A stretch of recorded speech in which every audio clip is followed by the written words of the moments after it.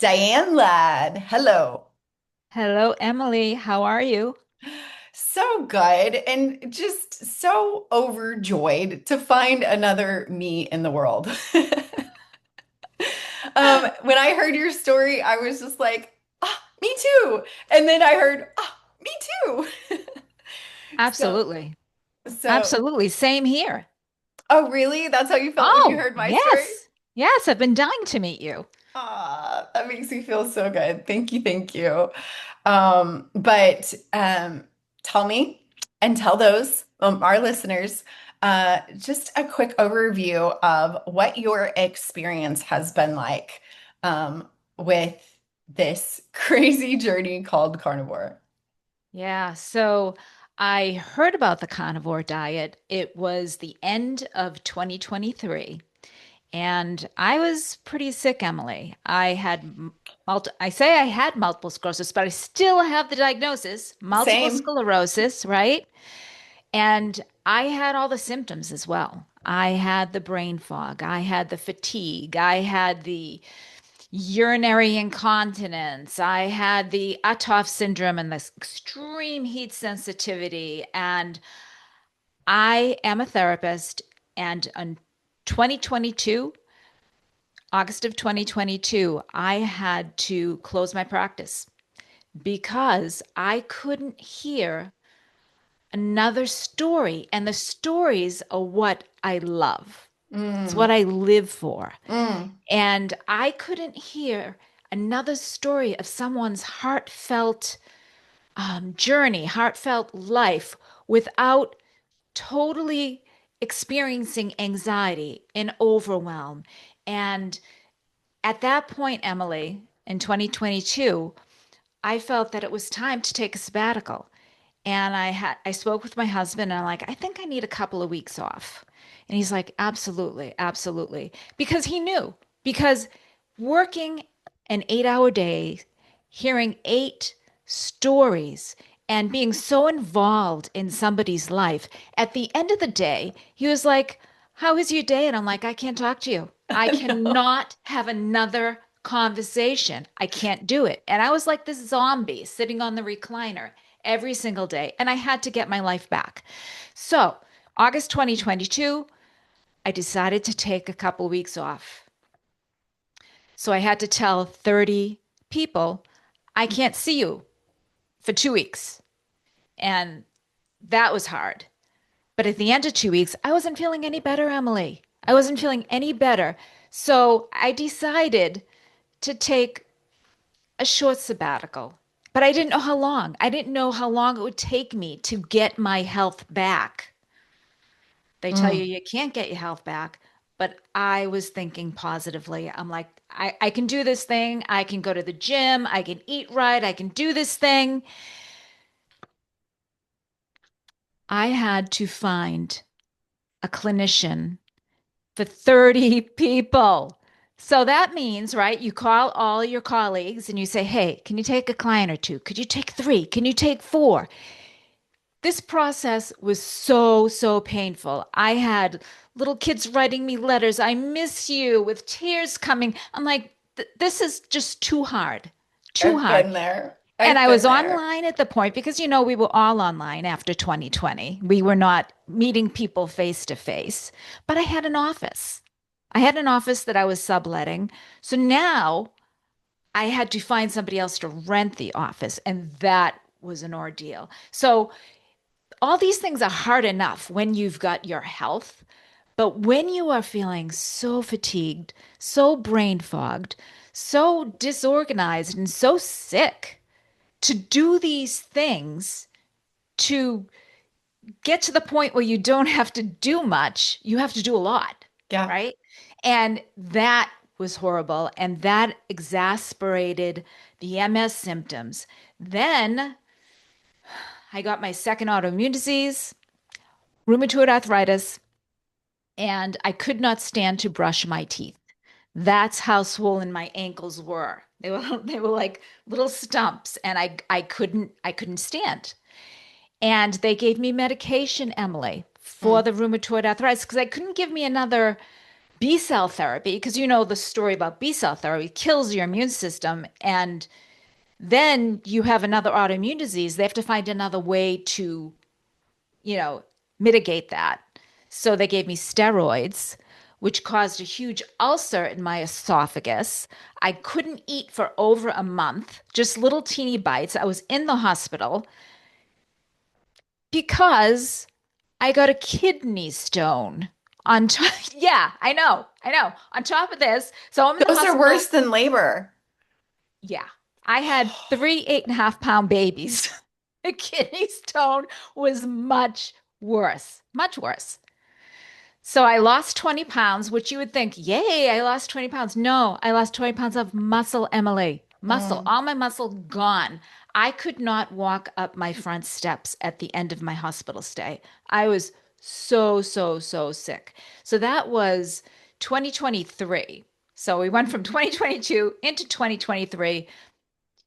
Horrible, Nightmare. horrible time. So now I'm like, I need to get my health back. I need to go to the gym. I need to get my strength back. So went to the gym. I could only do 15 minutes on a treadmill. But this was like my own personal rehab. I mean, and you would think, it makes sense if you have a disease that attacks your muscles, you should see a physical therapist all along. They don't tell anyone with MS to do this. So now I have this autoimmune disease that's attacking my nerves. All my muscles have wasted, lost 20 pounds, kidney stone surgery, put a stint in because of the kidney stone, and I couldn't eat. My esophagus had a huge ulcer in it. Um, Digging myself out of that. And it really took all summer long until I started to feel halfway decent. And that fall of 2023 is when I heard the first inkling of carnivore, and it was Sally K. Norton. Yeah, we love her, don't She's we? one of my We, besties. yeah, I we love love her. her. And I heard about it because I read her book, and there was like some whispers of it. It wasn't about the carnivore diet, but she talked about watching out for those poisonous vegetables. And I was like, what? Vegetables are poisonous? Are you kidding me? Well, I believed it though, Emily, because the doctors say, stay away from spinach because they have high oxalates. And prior to this, the fall before, I was stuffing that smoothie jar with spinach and almond milk because I was staying away from dairy. And I was eating such high oxalate foods.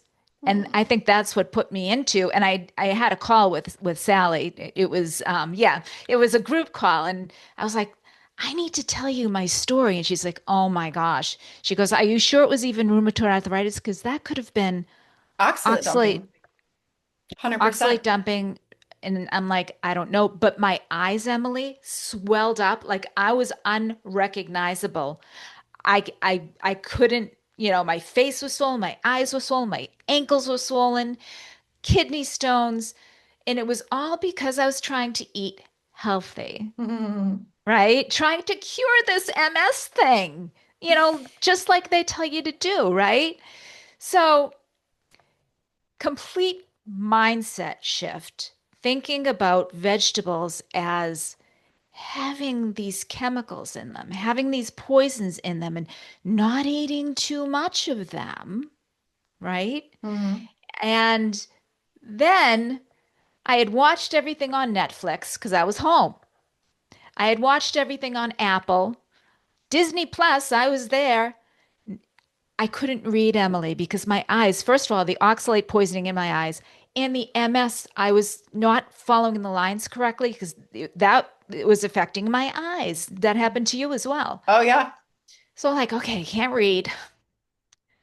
Watched everything. What do I do? So I turned on YouTube, right? That was Yeah. like the best day of my life because I'm like, all right, what do I watch on YouTube? Oh, let's see if I can cure this MS thing.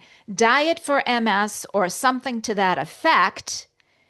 And up pops Ken Berry talking about, yeah, we love him, about the carnivore diet. And I'm like, Well, it sounds a little familiar because I heard Sally Kay Norton talk about but no, you can't just eat meat. Carnivore is crazy. You can't do that. So I didn't give up. I just kept, because I had nothing else to do. I just kept on listening, right? I just kept on listening to you and to all these people that are talking about the carnivore diet. And, then my brain starts working and they look pretty healthy. You mean like Kelly Hogan hasn't Mhm. had a vegetable in 15 years? She's looking damn good. She's Yep. looking good. Really? Maybe I can do this thing. Maybe I can do this thing. So I since have the 5 steps to carnivore mindset that I kind of adapted from what we know in psychology. And the first step is carnivore is crazy. Yes. And it's not really a step because you're not stepping into the carnivore diet. You're more stepping out of it, right? You're saying, but everyone goes there, Mm. right? Mhm. Everyone goes there. When you tell someone, I'm only eating meat, Yep. they say, that sounds crazy, Yep. right? So carnivore is crazy. And it's not until you kind of look at it, study it, look at the people, maybe meet a person or two, right? At a meetup, because awesome people at those meetups, that you go into the spinning circle, which is step 2. So you're spinning forward. Oh, carnivore, that looks really cool. And then you spin backwards. Oh, carnivore is crazy. It's kind of that little icon on the computer when your computer doesn't go into the next program and it's not on the program before and it just spins and spins and spins. That's the second step. You're kind of stuck. You're not really moving forward, but you're learning. Mm. You're learning about the carnivore diet, and it's a very important place to be because no one's going to just eat meat unless they find out about it and they find out what it does for other people, what it can do for them, and they've got to make their own decision, right? Third step is preparation, carnivore prep. Mm. You got to go out and buy some meat, right? Because most people don't have a lot of meat in their freezer. Not like me. Not like my freezer. Right? Yeah. Yeah. So you've got to go buy some meat. You've got to take the other stuff out of your cabinets. Yes. Yes. You've got to prepare your spouse, significant other, your children, Best friends. best friends, parents, aunts, uncles, anyone that you're with. You've got to say, hey, this is what's going to go down. It's going to Mhm. happen. Right? Yep. So then the fourth step is where the rubber meets the road because it's the challenge. Mm. And we know what that challenge is. Try the damn thing for 30 days. Yep. Try it for 30 days. And you know what? Try it exactly. Mm. Don't try it halfway. Don't cheat on the weekends, But it's my right? birthday. But No, it's my kid's birthday. don't But start it it, around your but grandma birthday. made me a pie. No, no, no pies. No pies. So that's the fourth step is the challenge and do it for 30 days and document it Hmm. because you forget. And there's some things like I documented most everything and I was at a meetup, funny side story, and I was sitting across from a urologist and he said to me, do you have urinary incontinence? Because that's something that, he's probably seen patients with MS with urinary incontinence. And I went, huh, yeah, I did. He's like, do you have it anymore? I'm like, no. He said, how long did it, after starting the carnivore diet, did that happen? And I'm like, wow, I didn't document that. And it was like one of the things that I kind of like, it went away and I didn't notice that it went away, which I probably should have. But there was so much that Yeah. was just like, I call them the carnivore gifts. They kept on giving. It was like every day, it was like, oh my gosh, where'd my fatigue go? Oh my gosh, I can walk in the heat. Oh my gosh, My balance is awesome. I can go up and down stairs like without holding the railing. And I, without thinking about it. what's that? And going up and down the stairs without No. thinking about it. I had no idea what a gift that was until I had to tell my foot, go up a step. And I had to tell my other foot, go up a step. I was just like, huh, I didn't know how much Now you're just involuntarily. like running up the stairs, right? Yeah, Carrying stuff as you go up and down stairs, waving to your neighbor as you go in your house. You could do like multiple things at once, right? big Yeah. difference. So document as especially in those first 30 days, because you've got to know if this thing works, Mm. right? Because I think a lot of people will be like, oh no, carnivore diet didn't work for me. Well, what happened? Well, I felt so good. I felt like all my fatigue leave and I felt like so energetic and, I didn't have any hunger and yeah, but I only lost 3 pounds. So it didn't work for me. No. That's how this diet works. Mm. And I really struggle to even call it a diet, Oh, yeah. right? So then my fifth stage, Okay. Emily, I love is it. called the way of life Oh. because there's a point in this journey, this carnivore journey, where it just becomes part of you. And I'll tell you when it happened to me. My husband and I were out to dinner, and I was explaining to the waitress, okay, I just want a ribeye steak. She's like, well, we have broccoli for the sides, we have baked potato or rice. I'm like, no, no, no, no, no. I just want the ribeye. I don't eat, I won't eat any of the sides and I don't want to waste them. So you just keep them. My husband didn't want them. I didn't want them. And she kept on pushing. Well, the sides come with it. And I'm like, no, no, I don't. I really, thank you. Thank you anyway. I really don't want the potato. And she wasn't understanding. I said, listen, I'm a carnivore. And she goes, oh, she goes, okay. And she put down, medium rare ribeye, no seasonings, and she left. And my husband goes, do you realize you told her you're a carnivore? I Did said, you realize you identified as a carnivore? I said I did, didn't I? I think I'm there. I love it. I have arrived. Mm. So that Mm. that, and I really think that there is some sort of pattern that a lot of people that I've been talking to follow those 5 steps. Mm. And they're all very important.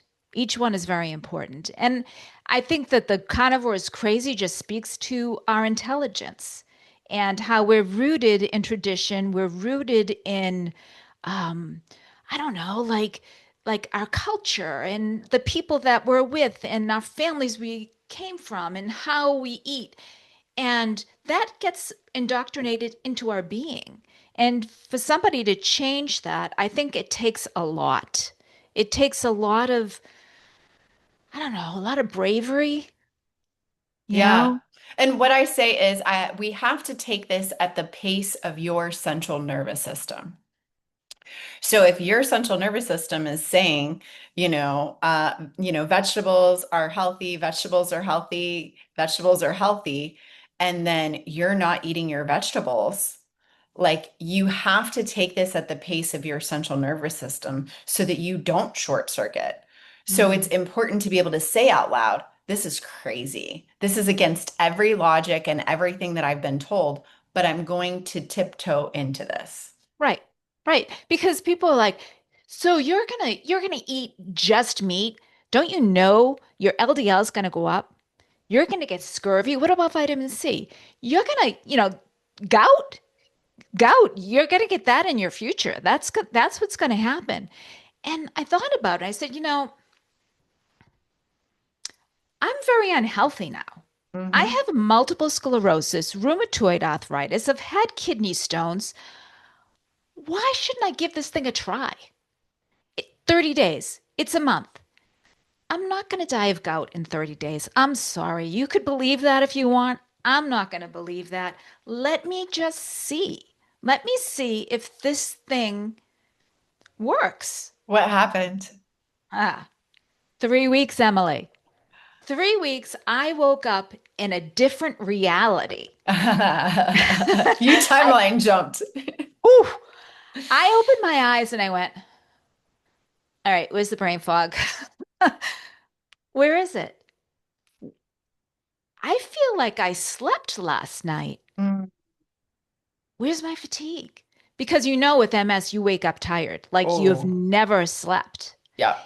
And thinking about it now, I'm thinking, wow, I actually slept because before I wasn't sleeping. So I woke up and said, I documented it. It was like exactly 3 weeks. Brain fog and fatigue significantly Mm, better, mm.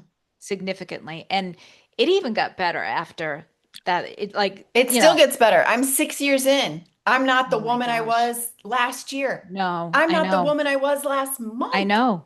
I know. It just totally amazes me. So then, it was sometime after that, maybe like 4 months. I'm at the gym and I could never do, and those people that are listening and watching us with multiple sclerosis know this. You can't go from laying in bed to sitting up because the whole room spins. You get this nauseous feeling. You are sick and it just ruins you for like a couple of hours. So I was not able to do sit ups at the gym. And so one day I'm doing my stretches and, stretching my legs, doing all the things, to stretch legs, hips, back. And I started doing sit-ups. And I'm like, oh, this kind of feels good. Why don't I do this? I said to myself, and I went, oh, I I couldn't can. do this. I couldn't do this. So I did 10 more. And then I did 10 more. I'm like, oh my God. And I stood up slowly because I thought the room was just gonna like start doing the spinning thing. And I'm like, huh, I could bend down, pick up my water bottle and my phone, put the mat away, and I'm walking through the gym and I'm like, it's gone. It's gone. Wow. This dizzy, crazy thing that you have for MS was gone. Wow. So when something leaves, pick up my phone, document it, put that in there, and then I test it, right? So then I go home and do 10 more sit-ups. Right? Look at this, honey. Look what I can do. Eh, that's great. That's great. Because, this it's so long. I mean, I was diagnosed in 2016, Mm, Emily. mm. And so it was like 8 years that all these losses happened. I mean, the first loss is when the doctor said, you have multiple sclerosis. Yep. I have what? But I eat healthy. I do all these wonderful things. Like I'm staying away from chemicals. I, I'm not on drugs. I don't drink. Well, I did drink like weekends, but during the Yeah. week I didn't drink. And I'm like, why? Why? It's kind of like, well, it's the luck of the draw, basically. That's what they tell you. Pretty much. Hmm. We have no idea. No, no idea. It's your immune system is attacking you. Why would that happen? Why would my immune system attack myself? That is Mm, just silly. I would never do that to myself. Never. mhm. But essentially, that's what they tell us. I don't even know if that's the truth anymore, but that's besides the point. So, and then you kind of go into that like bargaining stage, right? Like, okay, what if I what if I exercise every day? What if I follow this diet, this MS diet? What if I take a nap every day? Like you just think of like all these things that you can do to cure this MS, and they tell you, no, this is a progressive disease. You're gonna get worse. It's going to get worse. You're going to become probably, we don't know for sure, but you're probably going to be disabled. You could either be blind, deaf, perhaps you'll have a cane, perhaps you'll have a walker, perhaps you'll have a wheelchair, Incontinent. incontinent. It's lovely, right? Yeah. My speech was affected. Mine too. And so you can't talk to people, you can't hear people, you can't see people, you can't socialize very well. You can't vacuum. You can, well, I would give that up. But it was so frustrating when I'm sitting in my room going, I put my feet on the ground and it's all gritty Yeah, and I can't even stand up because I'd have to hold on to my walker right. and then hold on to the vacuum and Oh, do this little spot. And then I'd have to put it all down and then move the whole oh, thing and Emily. do another spot, you know? Oh, yeah, So you yeah, don't realize how many muscle groups and cognitive ability and everything that it takes just to vacuum I know. a little room. And then you're exhausted. Oh yeah, and then that was all I did all day. I Yeah, vacuumed one room. right. Yeah, I had trouble grocery shopping. Oh yeah, To I'd me, it hold on was to the cart. hold on to the cart, but it was like walking down the aisle, looking at the bottom shelf, and then looking at the top shelf, and then looking far, looking close. There was something with my eyes that when I did that a lot, Yeah. it would just make me so dizzy. Like going to church was tough too, because you're looking far, you're looking close. Like anytime I did that, it would make me nauseous. It would make me feel very, very sick. So all of these things were difficult. Life was challenging, right? And they don't give you any hope. And they just tell you you take these strong medications that cause more side effects. So, and they don't help. Like people don't understand. People without MS don't know. You have multiple sclerosis. They offer you medication, but the medication isn't to help the multiple sclerosis. There's only a 40% chance with the strongest medication that you will not have a relapse, that you will Yep. not have a progression of disease. So there's a 60% chance with the strongest medication that you're going to get sicker, Yep. which does that mean there's a 100% chance that you're going to get sicker if you don't take the strongest medication? And how fast is that going to be? Mm-hmm. Is it going to be tomorrow? Is it going to be in 10 years? They have no answer for you. Mm-hmm. None. Mm-hmm.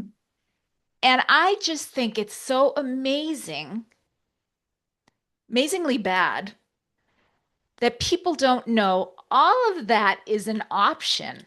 Mm. Multiple sclerosis Mm.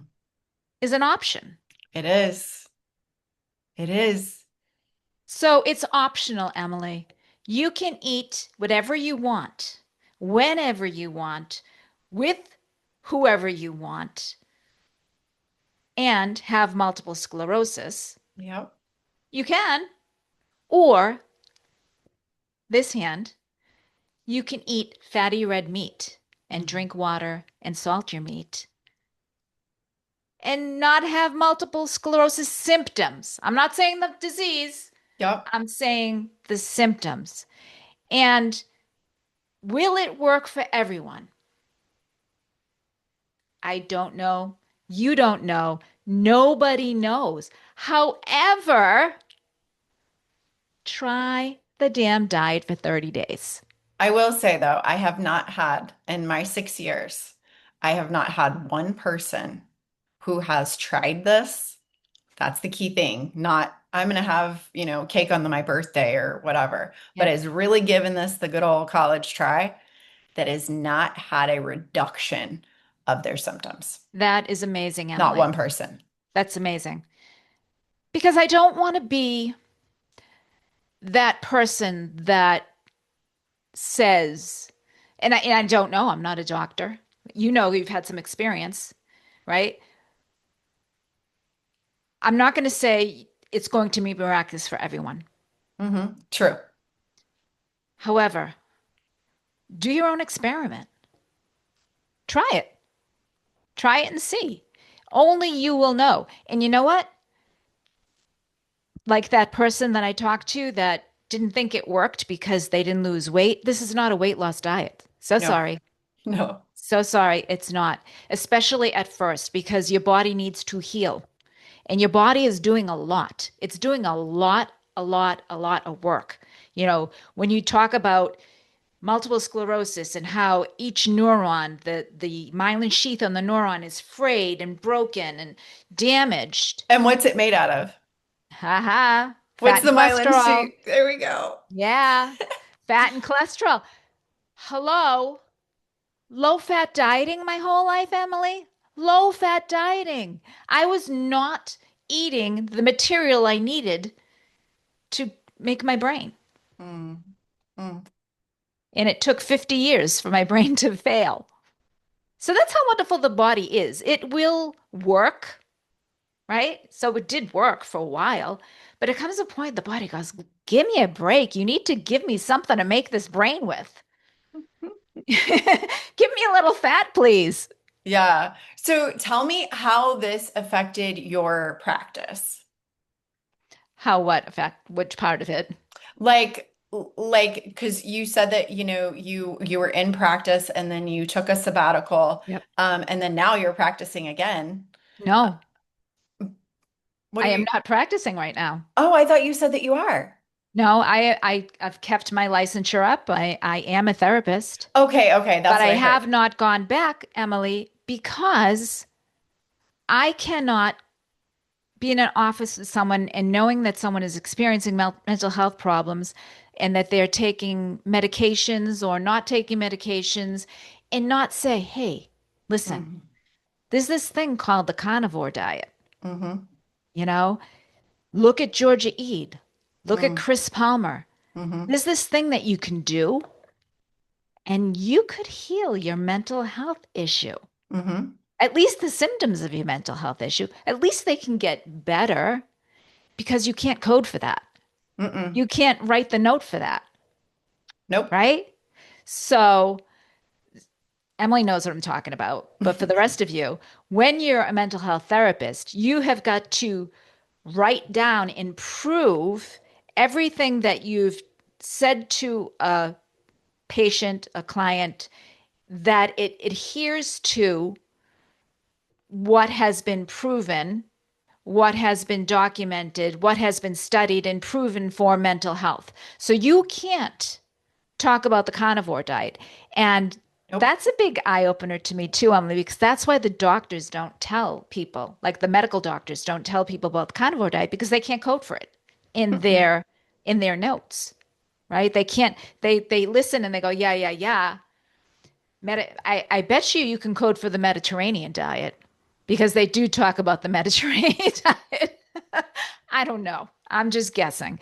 But no, I don't I'm not working currently.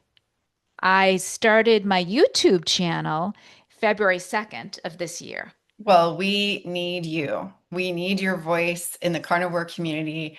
And we would like to completely just take the gloves off and Mm, allow you to just tell your story and to yeah, help others, yeah. because that is going to be so powerful for the carnivore community. And it's such a joy too when you get a comment or a message from someone that talks about, wow, I told my sister-in-law about this and they're looking at it. They're following you and I'm so grateful that, she's feeling better or whatever the story is. Um, to me, it just gives me such joy.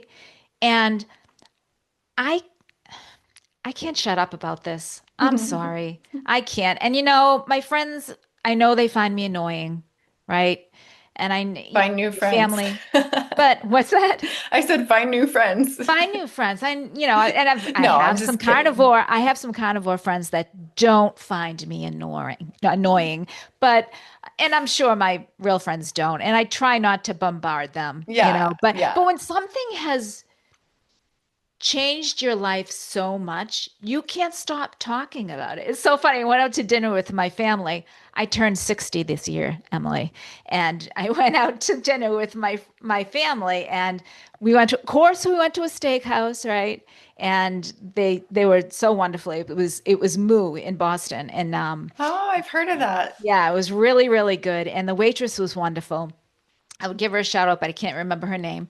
And she said to me afterwards, I hope everything was good for your birthday. We're having like this side conversation. And I said, it really was. And, I don't know if you know about it, but I follow the carnivore diet. And She goes, really? There's a carnivore diet? And she's writing it down. And I said, yes. I said, I only eat meat. So, like, I'm in the right place, you know? And thank you so much because everything was so delicious and the service was so great. And I'm just talking to her. And then my son, Adam, says to me, Mom,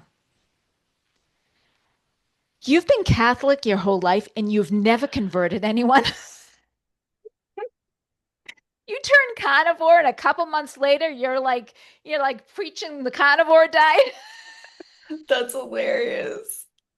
I thought that was hilarious, but it's true. And I don't know if you feel the same way when see somebody and it just happens to fit in because, we were talking about meat. So why not tell somebody that's all I eat?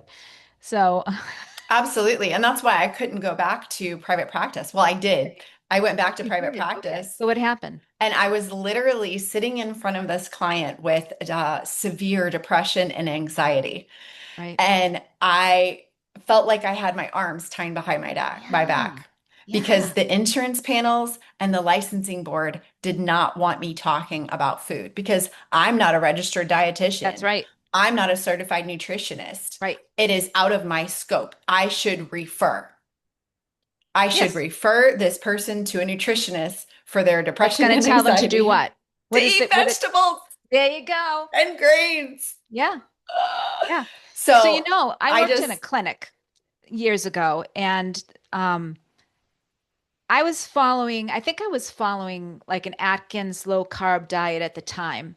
So I was very aware of it. And every, I started taking a survey and I don't remember the exact number at this point, but I would have to say 90% of every client that came and sat in front of me had either Crohn's, colitis, an ulcer, a stomach issue with food, autoimmune. Yeah. all of it. It was like everybody has a stomach issue. Everyone has a health problem along with the mental health issue Yep. that really kind of, you know, not ruined, but affected their life very, very severely.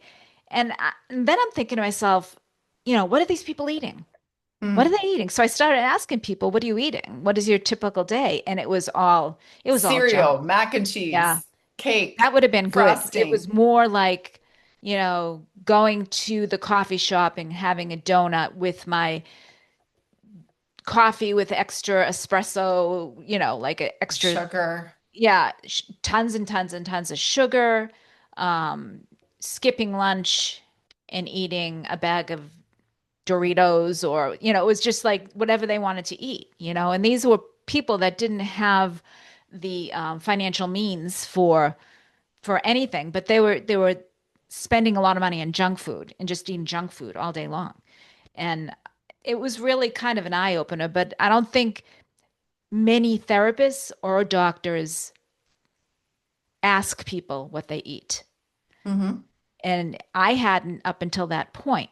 And it was kind of an eye opener. And after following the carnivore diet, I think back to that few weeks that I did that and kind of did my own like offline survey about, the diet of the people that I served. And it was amazing. It was really a eye opener. Yeah, that's crazy. Well, I am really grateful that we got you outside of the box of your practice because Yeah. I'm sure that your license is for just that area. And so Yep. now we get to open it up to the whole world. The whole world gets to learn from Diane Ladd. And I'm so excited about that. Yeah. Not only for your story with MS, but also for your practice in mental health and for you to be able to connect the dots for people. But I want to revisit really quick Okay. your story about MS.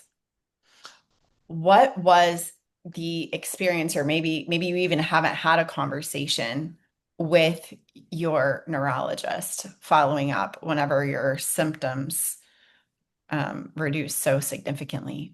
It's a very good question, Emily, and I do have a story about that. Awesome. Pretty much everybody does, because Yes. my neurologist was mean, but go ahead.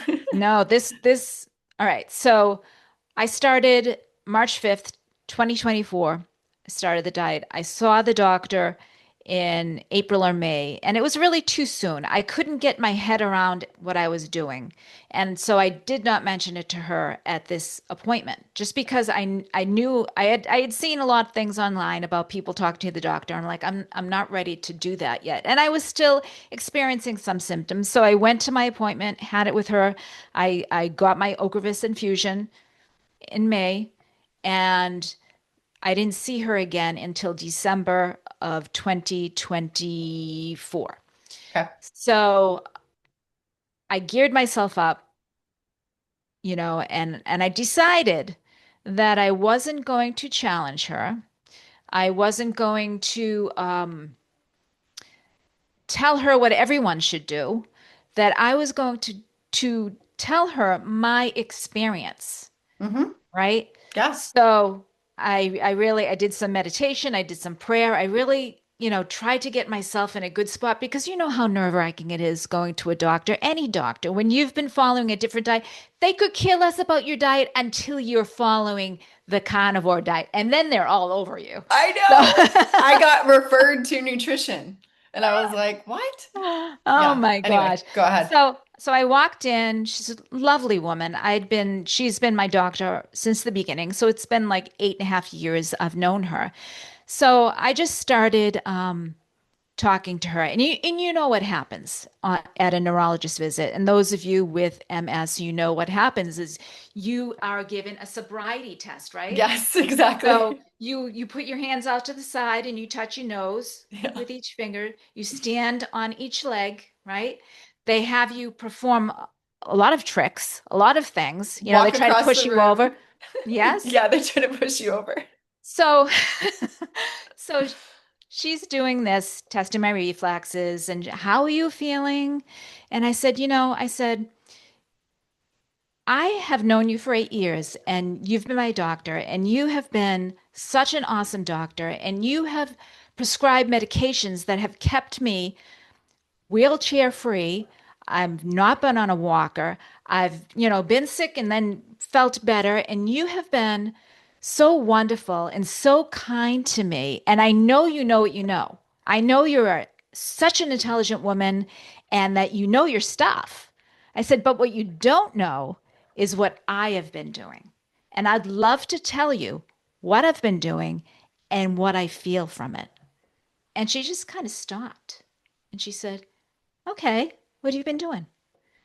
I said, well, I've been following a metabolic ketogenic diet for 8 months. Was it 8 months at that point? March, Uh, April, May, June, 9. July, August, September, October. Yeah, 9 months, 8, 9 months. And I said, and I've got to tell you, after 3 weeks, the fatigue lifted, the brain fog went away. After 3 months, the dizziness went away. My urinary tract infections are gone. My urinary incontinence is gone. My speech is better. And I'm just going through the whole list. And she's seeing it. She's seeing that my reflexes are better. She's seeing my balance is better. I can touch my nose. And then she says, my worst part of it is heel to toe across the room. You know that Yeah. test, Yep. right? One foot in front of the other, heel to toe across the room. And so I'm like, I got this. The time before, Emily, I'm weebling, wobbling, falling over from the very beginning, from the first diagnosis. Me This too. day, I walked heel to toe all the way across the room. Mm. And I turned to her, and she had this perplexed look in her face. Her forehead was furrowed, and she sat at her computer and she asked me, "What do you want to do?" Never asked me that before. It was always, "Okay, let's Oh. get your Ocrevus, let's get your MRI, let's, Oh. schedule this, schedule the next session." And I just stopped and I asked her, "About what?" You know what she was referring to. She said, "Do you want to get your Ocrevus infusion?" And I really, like, tears came to my eyes.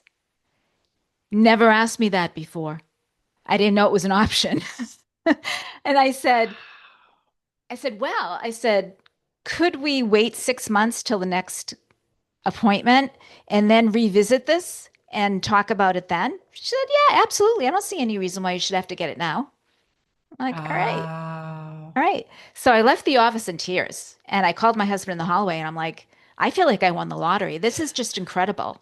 I don't know what just happened in there.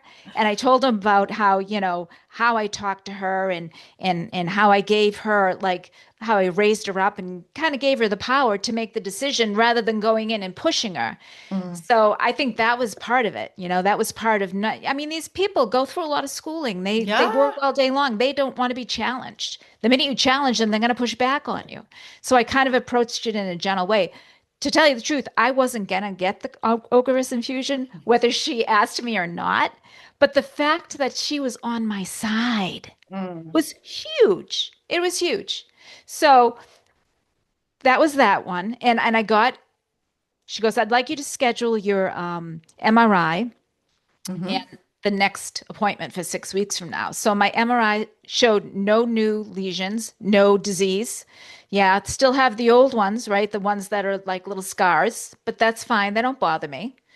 And scheduled my appointment, and I had that next appointment June 3rd. Same thing, ace the exam, you know? And she's like, okay, I'll see you in 6 months. I'm like, all right. She goes, we'll have, in 6 months from now, we'll do another MRI and see how you're doing. I'm like, that's fine. See you later. So it's just amazing. And you know what? I have to say, I do not recommend anyone to go off these medications Nope. willy-nilly, Nope. right? Because they did, although there's like a small percentage, they did keep me. I was not in a wheelchair. I was not on a walker. I was like contemplating a cane at the time. So I was like starting to head downhill, but I was pretty good for 8 years and they kept me good. And I went through the 3 tiers. I started off on the Copaxone Hmm. and Copaxone failed. I got a lesion. So they moved me up to Tecfidera. Tecfidera failed. So I went to Ocrevus. And that was the strongest. I was on the strongest medication that they offer, which gave me horrible side effects. Mm. However, I stayed good enough to go on this carnivore diet and to totally heal. Mm. So I'm very grateful for that. And I'm grateful for all the people that I watched on YouTube that gave me the courage, that gave me the information that allowed me to change what I eat to become healthy and to have nearly 100% of my symptoms reversed. And I started off saying nearly, but I think they're all gone, Emily. Hmm. I think they're all gone. I don't feel them. Mm-mm. I I I would never was go to a doctor at this point for this. Yeah, I was documenting all of my symptoms, and May 9th of 2019 was my last symptom.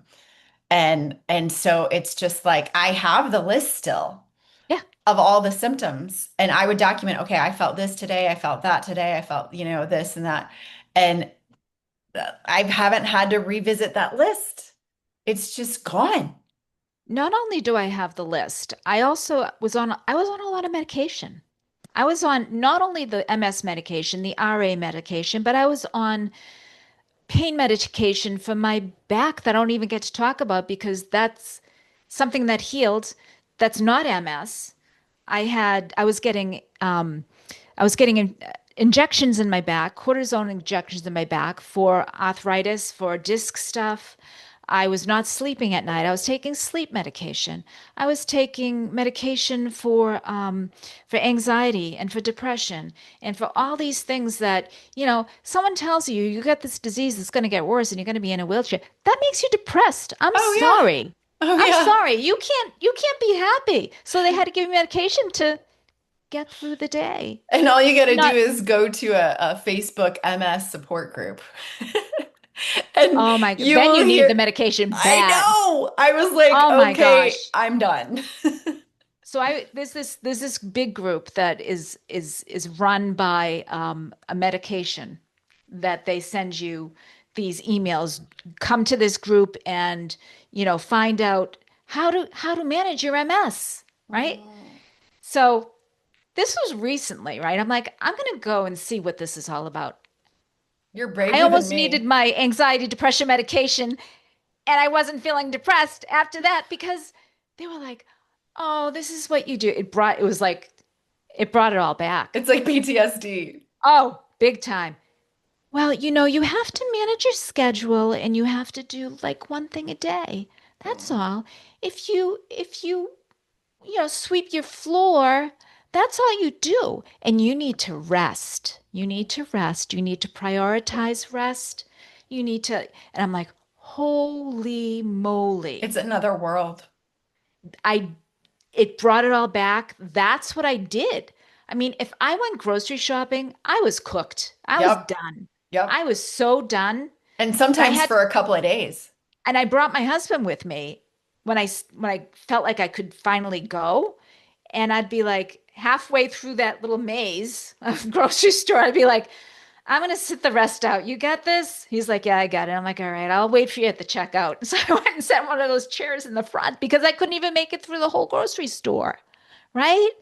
And if, and people don't know, Emily, because and I could tell you're like me. Like when I went out with friends, I would like rest for a day or two before. I would wake up that morning, I'd start getting ready, I'd put makeup on, do my hair, I'd look cute, I'd wear a cute little outfit because I was looking forward to seeing people, and I would be Miss Social talking to people, and people had no idea because I was in bed for 2 days after that. Yep. And when I tell people now, I'm not experiencing any symptoms, like You you're were fine. experiencing you were experiencing symptoms, you were fine. I'm like, no, you didn't see it. You Hmm. didn't see it because you don't want people to know, right? Hmm. You don't want to be one of those people, that just complain and, make people feel sad. Hmm. You want to, it's your one time you get to go out. You want to have a good time. You want to socialize. So you geared yourself up for it. And then Hmm. you rested afterwards. Maybe I wasn't in bed, but I was certainly on the recliner for 2 days afterwards. Oh yeah. Yeah. Yeah.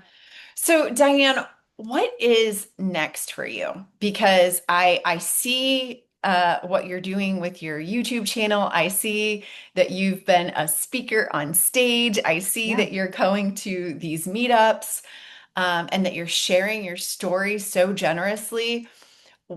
What if you had your little crystal ball or whatever? What are you seeing in the future for Diane Ladd? I see more of the same. My YouTube channel is very important to me, and I hope to continue to make Okay, let's show videos. it real quick. Yeah. Got it screen share right here. Boston Carnivore. Boston Carnivore, Diane Ladd. Because, Emily, there is another Boston Carnivore. I couldn't get just Boston Carnivore.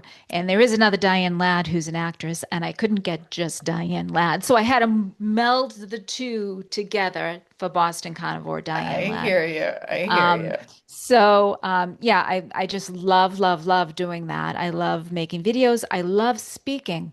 Um, if anyone asks me, like you asked me to come and speak, I'm like, yes, I am there. I am there. Anyone asks me to talk about my experience, I am more than ready to do that. More than ready. Love it. I've spoken on a lot of people's channels. I've done some Yeah, this one with Dr. Kilt. Dr. Kiltz. Yeah, he's awesome. I'm also taking a coaching class with Dr. Kiltz.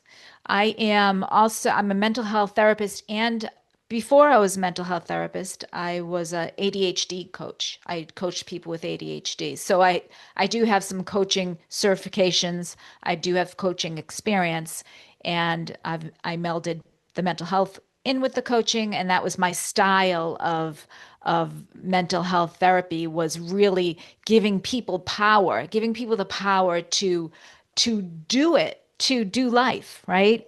Rather than making them dependent on me. I would give people power because I knew that they were entirely capable to do this thing themselves. They just needed a little support. So that was my style of being a therapist. That was my style of being a coach. And it's kind of my style of being a YouTube person. Like, I want to empower other people to do this thing because I know that they can do it when they find out how important it is for themselves. So I see some form of coaching in my future as well. However, it's not going to be, I don't know how I can say this, it's not going to be so much information and a checklist of what they should eat, what they shouldn't eat, and that type of thing, macros. Like, I know that stuff and I could help people with that, but that's not my interest. I would like to do, okay, if you gave me a magic wand, Emily, and said, Diane, do what you want to do, Here you go. I would be, that's your magic wand. I love it. Let's write your future. I want to be a coach for small groups. I'm talking 8 to 10 people, not these 40, 50, 60 people venues. I want to work in small groups because I did this. I did this with people with ADHD, and this was so powerful. And I want to talk about the social impact of doing the carnivore diet, how this diet is affecting their life, how their life is affecting the diet. And I'd love people to come to me with with I don't want to say problems, but with some challenges Mhm. and offer them. So okay, for instance, be that client, Emily, if you could do some role playing here, be that client that comes to you with some kind of a social challenge or some type of a personal challenge in following the carnivore diet. And I say, "Hi, Emily, how are you today?" So, Hey, welcome to good. this coaching. And Awesome. what's happening? What's going on in your life? Going really good. I had like 3 days that I was doing really, really good, and then it's my grandma's 84th birthday, and we went over there, and she had my mom make her favorite dessert, and then she's sitting across the table from me, and she noticed I wasn't eating it, Yeah. and so it's my grandma's birthday. My mom made it. My grandma guilted me, and so I just ate it, and then I had 3 pieces because I Yeah. couldn't stop. Gosh, I can see how that could happen. I mean, that's so easy, right? It's a slippery slope. You have that one bite and you haven't tasted that taste in a long It time. reminded me of my childhood because my Yeah. grandma used to make it and my grandma Oh, taught my mom to make it. And so it's in my bones. yeah. It's culture, right? It's your Yeah. family. So now, how do you feel about what happened? I had depression for the next 48 hours. Yeah. I had some suicidal ideation. I had to reschedule 3 of my appointments that I just couldn't show up for them. Mm. And I I didn't realize that this was even gone, but I started itching. So I had like an Interesting. allergic reaction to Interesting. the flour and the sugar. Yeah, interesting. So you didn't even realize that that rash had been gone for a period of time until you ate the cake and then And it it came came back. right back. It came right back. Wow. So, and just so you know, that depression, that little bit of low mood that you got afterwards, that could be all chemical. You know, I think that we blame ourselves when these things happen, that we say, gosh, I did this thing and I'm bad and I caused this thing. That could have been entirely a chemical reaction of allergic reaction of eating that cake, right? Hmm. Yeah, it could have been. Can't know for sure, but give yourself a break. You're coming here and you're talking to me about it, which tells me what? That you may want to highlight that. You may want to look at that for something in the future. Like, are you back on the diet now? Yeah, You are. You went back on immediately. as soon as I got home because I had the 3 pieces. And I just felt so horrible. And so I ate whatever meat I had in the freezer the Good, next 48 good, hours. good. You did absolutely the right thing. Absolutely the right thing. Sometimes we have these memories that come back, and it's like these, it's kind of like it's a comfort food, right? That's why they call it comfort food, because it makes you feel warm and fuzzy. What could you have done instead of eating the cake? I mean, I don't want you to feel bad about what you did, but like let's think about this. Let's think about a different situation. Like if you were presented, so what did happen? Emily, do you want a piece of cake? Is that what happened? Did someone ask you? How did Yeah, that and I occur? turned it down the first, actually The two first time. times, Two and times. and then it was grandma, and Oh, grandma said, "What do you mean you're not eating? Why don't you have a piece? You need to have a piece." mm. And then grandma told mom, "Get her a piece." Oh, goodness. Didn't even really ask your permission, just kind of like told you you were eating this thing. Yeah. And now that I think about it, I could have probably set that piece of dessert in front of me and sat across from grandma, picked up the fork, even, and I could have not put it in my mouth. Yeah. And I don't Yeah. think anyone really was watching No the one next notices, step. right? They Yeah. just were watching, is there a piece of dessert in front of her? Right. So you could have left it in front of you and kind of played with it. Or would you like me to give you another Yeah. situation you could have done? Okay. So another thing you could have done is said, "Oh my gosh, Grandma, I love this cake. I remember this cake from when I was a little girl. Can I take a piece home with me?" Ooh, Right? And she would have said, "Sure, Emily. Sure." And maybe she would have wrapped it up for you and you could have put it aside. So this way you don't have to have it in front of you. That could have been another situation, I like right? that. That could have been another possibility. Can you think of a third possibility?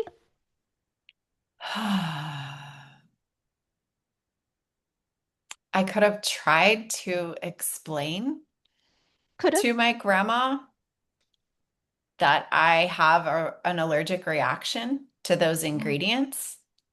yeah. Yeah. So what would that sound like? Um, Actually, Grandma, I found out that I have been having an allergic reaction to flour and sugar because I removed them.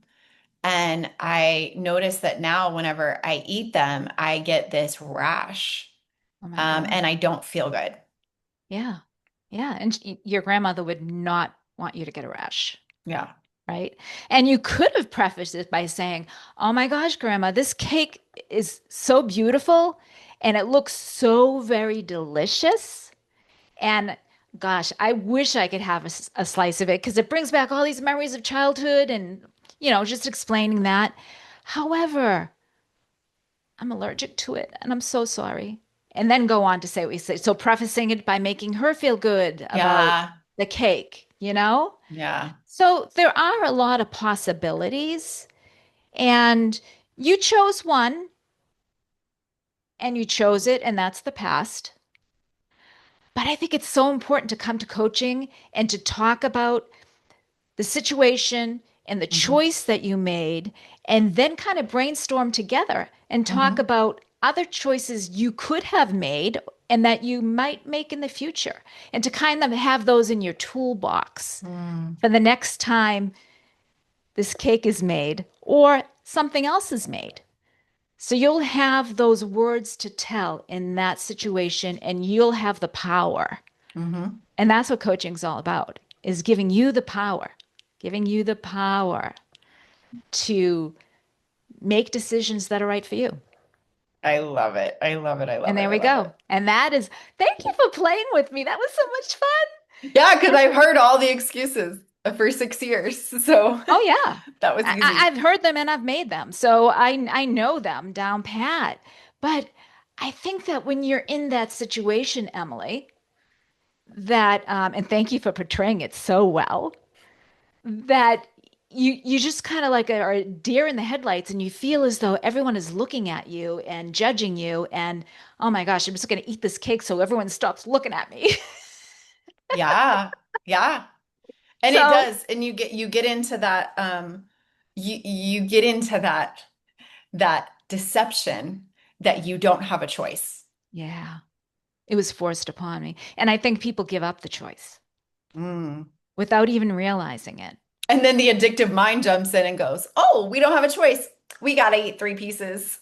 Well, yeah, I had a piece, I blew it, so I might as well have three pieces because I've been missing this thing. So I'm gonna just get and you know what?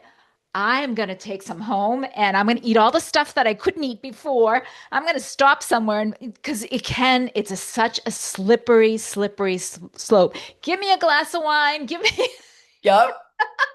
and before you know it, you're like digging yourself out of a ditch. Yeah. Yeah.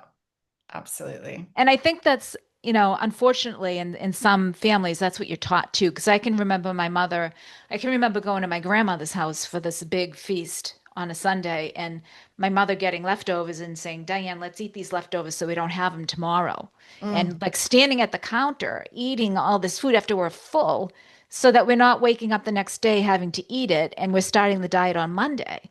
So I think it's, it's been entrained in our brain a lot of Yeah. times that, we're either off a diet and all hell breaks loose, or on a diet and we've got to eat just very teeny pieces of things and just, that's the way it is. But Absolutely. Well, you are a fantastic teacher. And I am just so excited that we get to open your practice and your classroom to the world. oh, Um, Emily, you're so sweet.